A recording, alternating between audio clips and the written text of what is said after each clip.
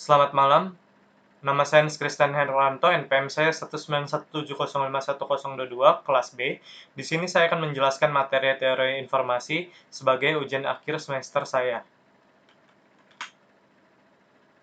Lalu materi yang akan dibahas yaitu Information Theory, lalu Overview of Information Theory, Probability, Entropy and Inference, dan yang terakhir ada Creep Analysis atau yang disebut sebagai De Keyser-Schiffer. Yang pertama ada Information Theory. Sebelumnya kita harus mengetahui apa itu informasi. Informasi itu adalah data atau fakta yang sudah diolah menjadi suatu bentuk yang berarti bagi pengguna dan bermanfaat bagi pengambilan keputusan saat ini atau saat yang akan mendatang. Kemudian pada tahun 1948, Claude Shannon meletakkan asas teori informasi dalam sebuah paper, yaitu teori matematika komunikasi yang diterbitkan pada jurnal Bell System Technical Journal. Teori tersebut menjadi dasar dari seluruh pengembangan telekomunikasi dalam kurun waktu 5 dekade waktu terakhir. Lalu, teori informasi juga merupakan cabang penerapan matematika, teknik elektro, ilmu komputer, dan sebagainya.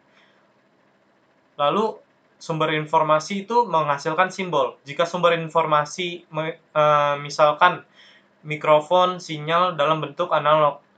Jika sumber adalah komputer, sinyal dalam bentuk digital atau satu set simbol.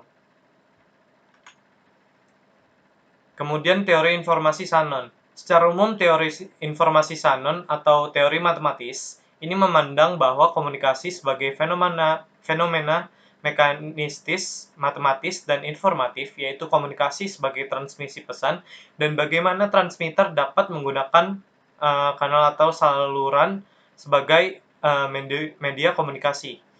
Pemahaman yang baik terhadap konsep ini merupakan keharusan bagi setiap SDM telekomunikasi pemula. Buku tersebut mempelajari kontribusi Shannon untuk bidang komunikasi modern di era informasi ini. Kemudian materi selanjutnya yaitu Overview of Information Theory. Yang pertama kita harus mengetahui tujuan teori informasi, yaitu memecahkan masalah komunikasi. Transmisi informasi dengan cara yang efisien, yaitu waktu dan ruangnya minimum. Kemudian revolusi teknologi komunikasi yang menangani informasi dan transmisi secara efisien menjadi kebutuhan yang diperlukan bagi seorang komputer engineer. Kemudian masalah-masalah mendasar dalam transmisi informasi. Claude Shannon dari tahun 1916 sampai 2001 itu menyatakan cara membangun komunikasi yang handal melalui saluran yang tidak dapat diandalkan. Contohnya sasaran yang seharusnya sinyal yang diterima sama dengan sinyal yang ditransmisikan. Contoh salurannya yaitu suara, udara ke telinga, lalu mata, sitoplasma atau saraf optik ke otak. Kemudian telepon ke tembaga ke telepon yang dituju. Kemudian ada 3 jenis informasi, yaitu yang pertama ada informasi sintaksis terkait dengan struktur pesan atau karakter yang membentuk informasi. Kemudian ada informasi semantik, yaitu terkait dengan makna pesan, dan informasi pragmatis terkait dengan penggunaan dan efek pesan. Kemudian transmission of information.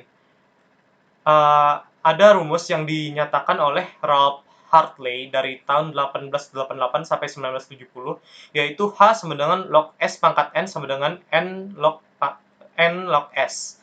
Di mana H itu sendiri adalah informasi, S itu adalah nomor dari simbol yang memungkinkan, lalu N-nya itu merupakan nomor dari simbol yang ditransmisikan dalam sebuah transmisi.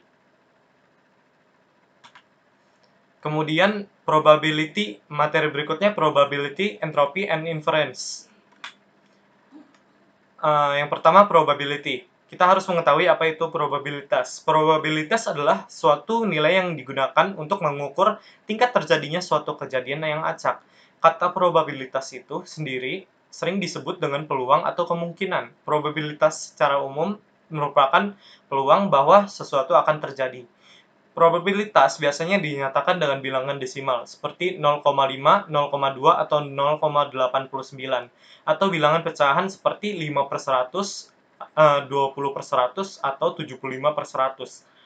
Nilai dari probabilitas berkisar antara 0 sampai dengan 1. Jika semakin dekat nilai probabilitas ke nilai 0, maka semakin kecil juga kemungkinan suatu kejadian akan terjadi.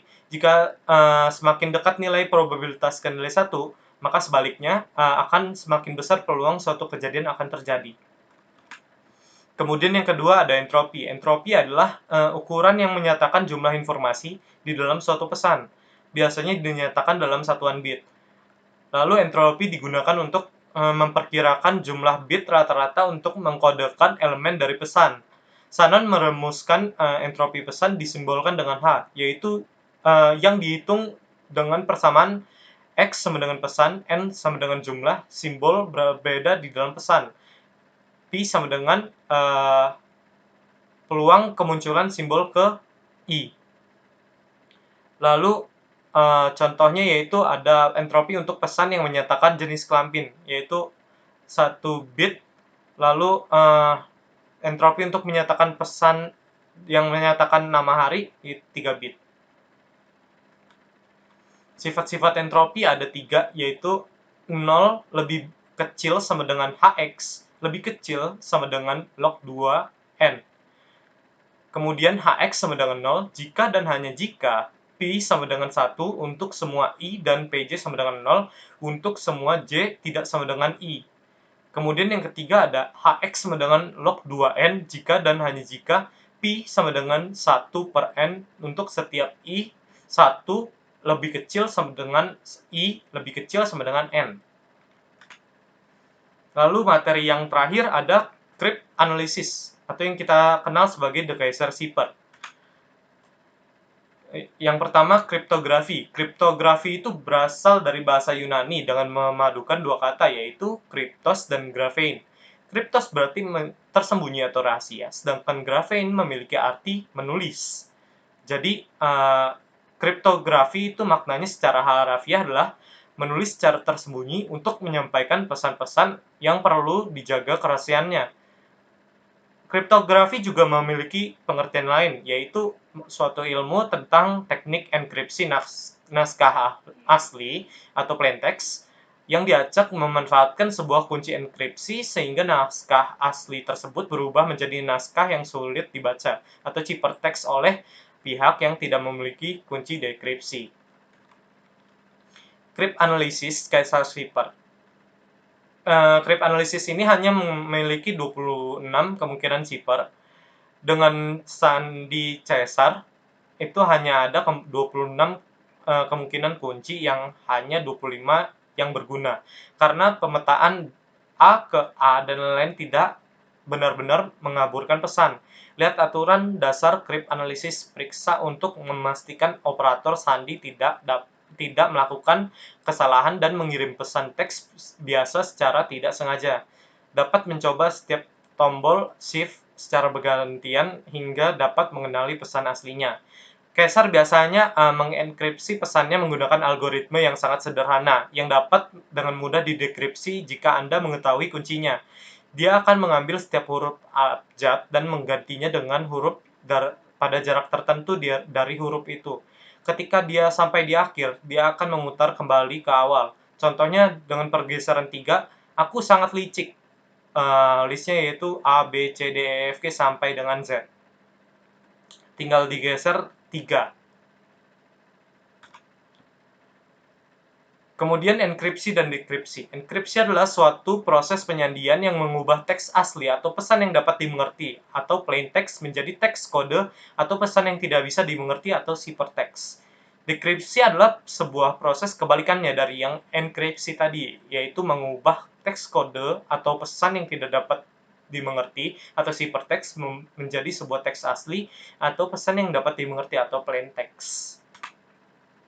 Kemudian ada 4 elemen sistem kriptografi. Yang pertama ada plain text, yaitu pesan sumber yang pertama dibuat oleh user, dapat dibaca oleh orang umumnya. Lalu ciphertext ini adalah bentuk setelah pesan dalam plain text telah diubah bentuknya menjadi lebih aman dan tidak dapat dibaca.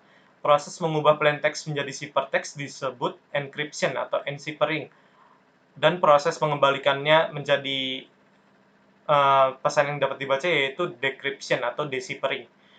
Kemudian yang ketiga ada cryptographic algorithm, yaitu mekanisme atau tahapan yang digunakan berdasar operasi matematika untuk mengubah plain text menjadi ciphertext.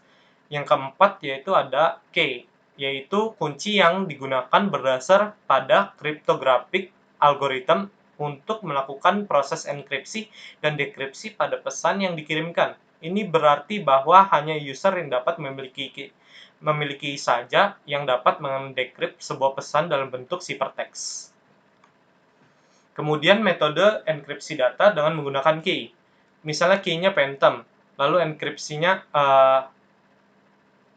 dari yang abjad A sampai Z dibuat PHANTOM BCDEFG sampai dengan Z. Itu biasa diganti 7 abjad awalnya diganti dengan huruf Phantom. Kelebihannya itu kode ini agak rumit sehingga sulit bagi pihak lain untuk memecahkannya. Kekurangannya kesulitan bagi receiver atau penerima dalam memecahkan kodenya. Contoh sistem keamanan komputer itu tidak bisa. Mungkin itu saja yang saya dapat jelaskan mengenai materi teori informasi. Mohon maaf bila ada salah kata. Sekian dan terima kasih.